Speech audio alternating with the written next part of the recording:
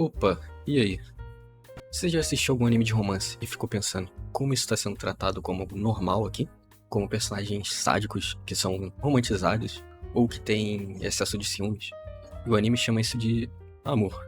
Hoje eu vou falar sobre 5 animes de romance bizarros ou até doentios, onde o romance é nem um pouco normal.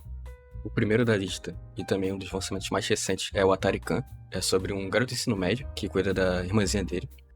Mas a história começa a mudar com a aparição da Satsuki, que é sua amiga de infância. Ela tem todo um passado meio sombrio com o Atari, que acabou gerando um certo trauma nele. A Satsuki é apresentada como uma personagem meio doidinha e invasiva.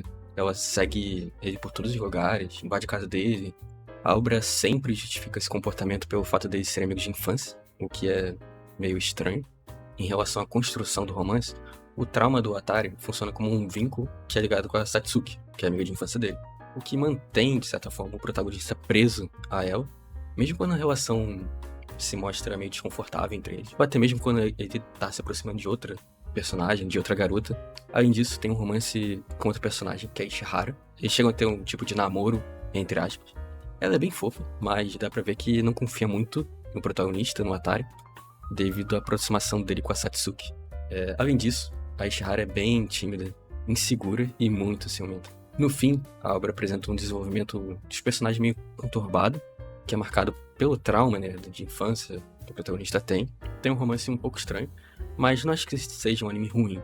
Só acho bizarro a forma como aborda um trauma e acaba romantizando isso. O próximo da lista é o Okami Shoujo. A história acompanha a Erika. Ela acaba de entrar no ensino médio, enfim, meio que não consegue se enturmar direito. E ela constantemente fica mentindo, né, sobre o fato de ter um namorado, até que um dia, por essa pressão, ela acaba tirando foto de um cara bonito aleatório na rua e diz que é o namorado dela, enfim, mostra para os amigos. Mas na verdade era o Kyoya, que é da mesma escola dela, sendo considerado um príncipe, ou o cara mais popular da escola, enfim. Eles acabam se encontrando na escola depois, e eles descobrem sobre essa mentira, né, dela. Ela explica a situação e eles passam a ter um relacionamento de fachada, com uma condição, né, de que ela teria que obedecer todas as ordens dele. Aí começa a ficar meio estranho aqui. Então ela passa a ser um tipo de cadelinha de estimação dele. Já o Kyoya é um cara sádico e manipulador, né? Pra todo mundo ele demonstra ser um cara educado, legal. Só que a gente vê que é uma atuação dele, né? Porque com a Erika é o completo oposto disso. Sendo sincero, a premissa desse anime é bem bizarra, por isso ele entrou na lista. Enfim, com o tempo tem um desenvolvimento ali dos personagens e começa a ficar um pouco interessante e tal, né? Tem bastante anime shoujo meio estranho como esse. E falando em anime shoujo estranho, o próximo da lista é Diabolic Lovers. Diabolic Lovers é um dos piores animes que eu já assisti, na real eu nem consegui terminar. Acabei dropando. A história acompanha Yui, uma garota de ensino médio que vai morar numa mansão com seis vampiros, que são irmãos. A Yui é colocada numa posição totalmente passiva ali, submissa, tratada como objeto ali pelos vampiros, que só meio que querem o sangue dela, enfim. Ela não tem escolha real, tipo, quase nada. É sempre forçada ali, o estado, enfim. E quanto aos vampiros, a história deles não me pegou muito assim. Assim, tem todo um passado com a mãe deles, mas não me pega o fato deles serem tão sádicos com ela. Então o anime flerta ali com a romantização meio que do abuso.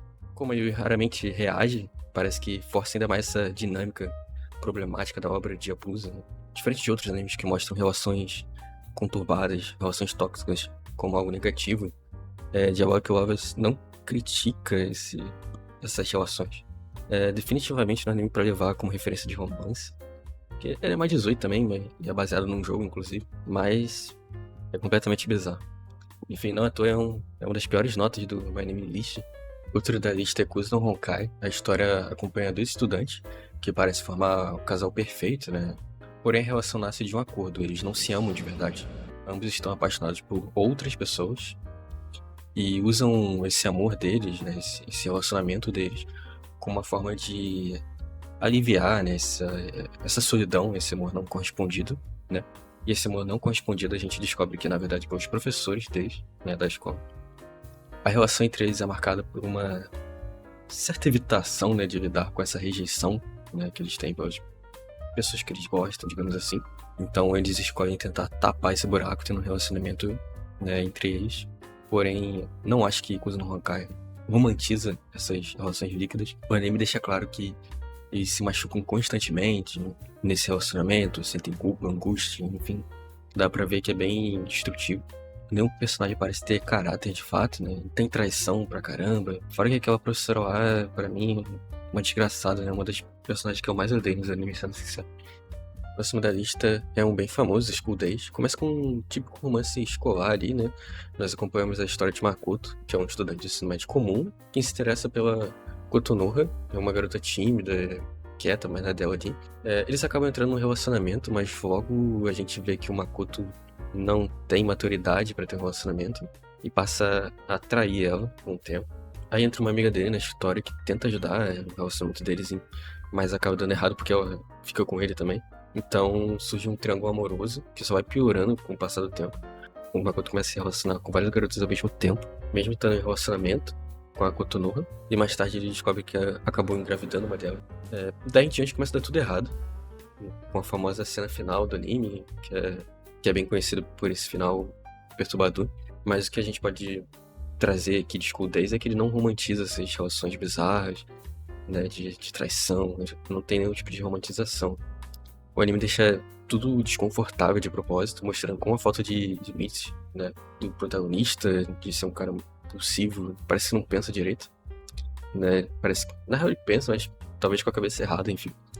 Esse foi o vídeo, e uma observação, nem todo romance estranho é ruim. Alguns animes mostram relações doentias pra criticar isso, né, mas o problema é quando o romance do anime ele não questiona esse desenvolvimento, né? Ou não trata ele como negativo.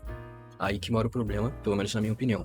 Essa foi a lista e me diz aí qual desses animes você achou mais problemático. Se puder dar um like e se inscrever também, valeu.